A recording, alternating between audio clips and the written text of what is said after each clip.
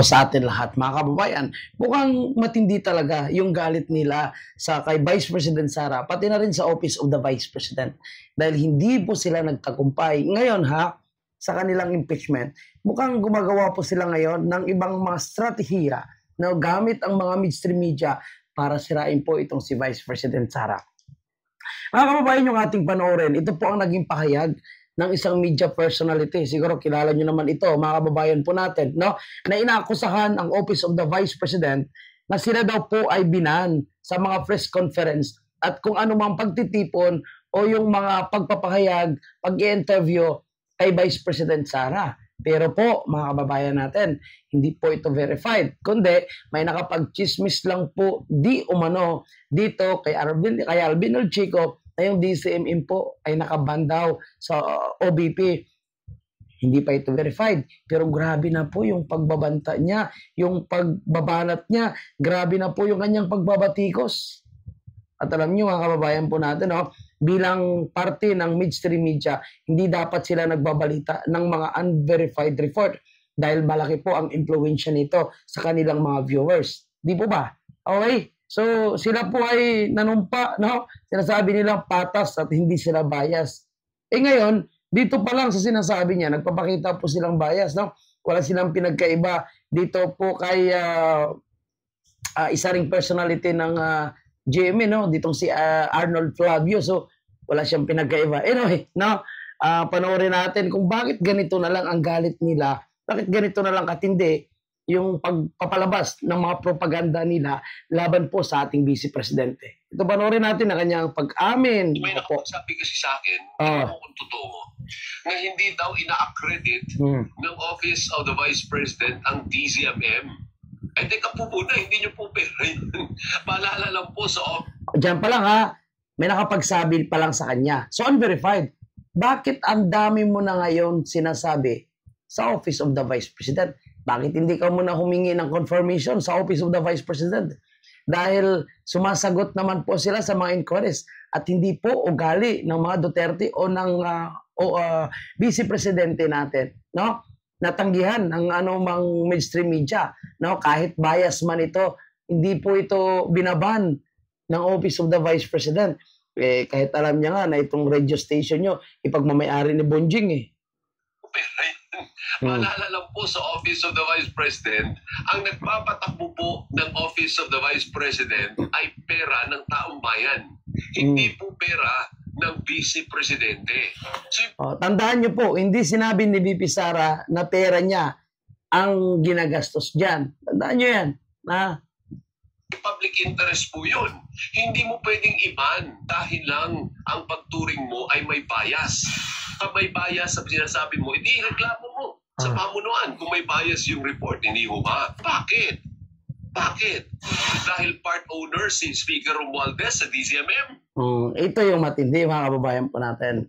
Dahil inaamin nila na si Martin Romualdez ay isa sa may-ari ng DCMM Teleradyo ng ABS-CBN. Ayun pa lang malalaman natin kung bakit ganito yung kanilang pinaghuhugutan. Ngayon malalaman natin, ngayon mabiverify natin, maraming salamat kay Alvin Elchico na binirify niya na si Martin Romualdez ay isa sa nagmamayari ng ABS-CBN, DCMM, Teleradyo. Salamat sa iyo. Okay, patuloy muna natin to. Dapat nga yung part owner. Di ba? At assuming, kahit sabi mo, sige, pag-aari, part owner, ang mga majority owner ng mga Romualdez, anong karapatan ninyo para iban? Anong karapatan ninyo para iban? Unang-una, mga kababayan po natin, klaruhin po natin na unverified pa po ang sinasabi niya. So wala pa talagang report na binan po sila. Hindi pa talaga confirm. So bakit ganyan na po siya magsalita? No? Galit na po itong si Alvin Elchico ng DCMM Teleradyo ng ABS-CBN. Ganyan na po siya kagalit. At tila ba binan na sila, tila ba pinagbawalan na sila, tila ba aping-api na po sila. Ano? Si BP Sara nga po ang binabanatan nila Si BP Sara nga po yung target ng mga propaganda nila at paninira. Ngayon dahil hindi po sila nagtagumpay sa impeachment complaint at ito po at in-archive, parang dinido na lang. No?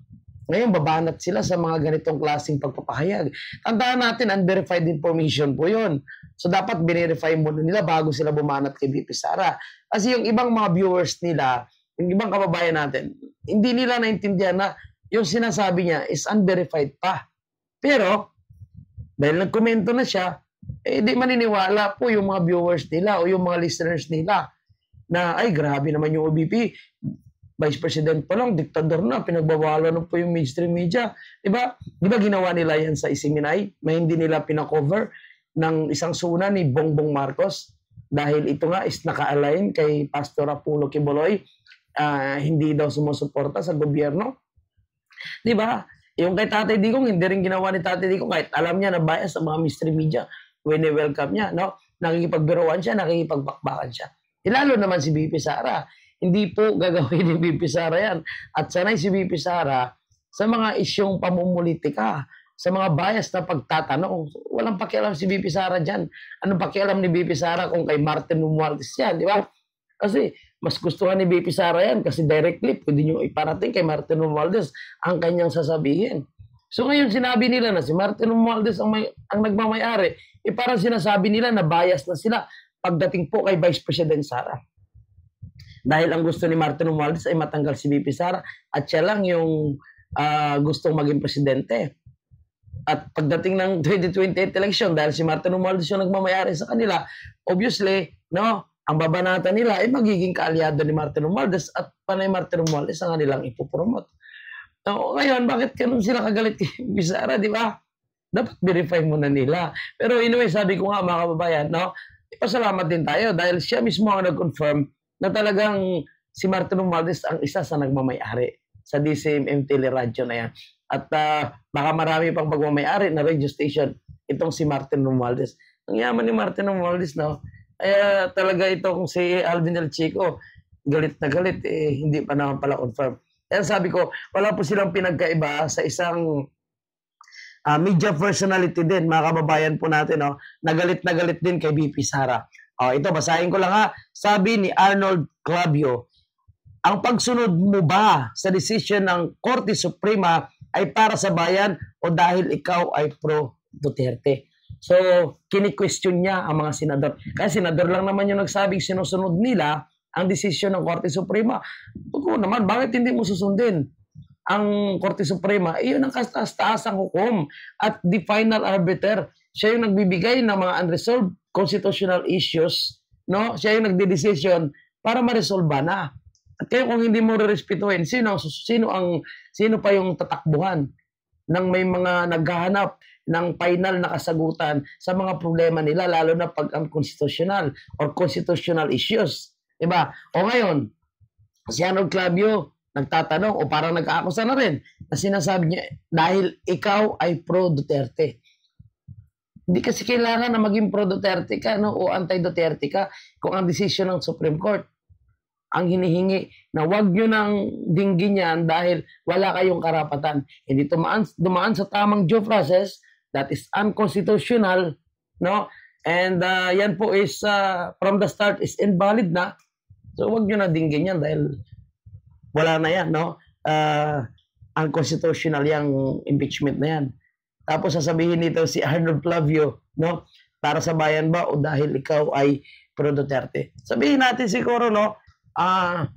Kung ang mga senador na yan is pro Duterte, pero kung yung utos ng Supreme Court, ituloy nyo yung pagdinig na yan, palagay mo, i-dismiss ba nila? Hindi. Dahil mananagot sila sa taong bayan kung ang sinasabi ng Supreme Court ay itutuloy. So itutuloy talaga nila. Ngayon, ang Supreme Court na mismo nagsabi.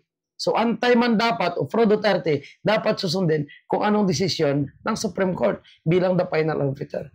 So, itong mga bias na ito ng mainstream media, gaya nitong si Arnold Flavio o itong si Alvin El Chico, di ba? Dapat alam nila kung ano yung papel nila. Nasa mainstream media po sila, mga kababayan po natin. Itong si Arnold Flavio, hindi natin maintindihan kung ano yung kanyang napakalaking problema sa mga Duterte. Alam natin ano ba yung mga galit sa mga Duterte? Adik, di ba? Magnanakaw, sinungaling, budol, kurap, yung may mga personal na interest na gusto magpayaman sa bayan, yun ang mga galit sa mga Duterte. Kasi yan ang pinuksa ni President Duterte at yan din ang pupuksain ni Vice President Sara. Yung 30% nila dyan sa kinakatkong nila, sa mga proyekto nila, sa mga congressional project nila, mawawala kasi yan. No, may imbestigahan kasi yan ni Vice President Sara. Itong ginagawa ng COMELEC, diba? May imbestigahan kasi yan. Kasi yung mga hindi nagbabayad ng tamang buwis, may imbestigahan kasi yan. Yung mga sindikato, yung mga nasa gobyerno na protektor ng sindikato at illegal na sugat, may imbestigahan kasi yan. Kaya ganyan na lang sila kapursigido, desperado, na masira si Vice President Sara. Sa ibang paraan naman, kasi nga, palya na, wala na, deadball na ang impeachment against sa kanya. So yan na po. Maraming salamat. Kayo na rin po bahala maghusga sa pinakita nitong mga mainstream media na ito. Maraming salamat and God bless po sa atin lahat mga kabayan.